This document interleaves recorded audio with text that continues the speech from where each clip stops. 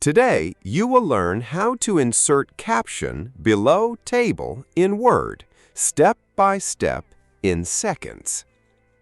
First, select the entire table by clicking the small table handle at the top left corner of the table. Once the table is selected, right-click on it and choose Insert Caption. In the Caption dialog box, make sure Table is selected under Label. If you want the custom label, click the New Label button and create your own. Next, under Position, choose Below Selected Item if you want the caption to appear below the table.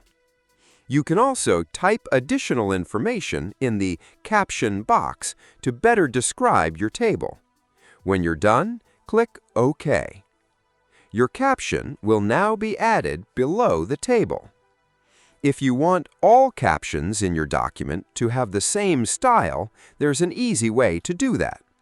Click any table caption and apply the font, size, color, or alignment you want. Then open the Styles group, find the caption style, right-click it, and select Update Caption to match selection.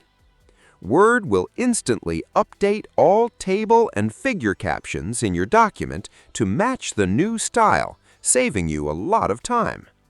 And that's it. If you found this video helpful, please like the video and subscribe to the channel.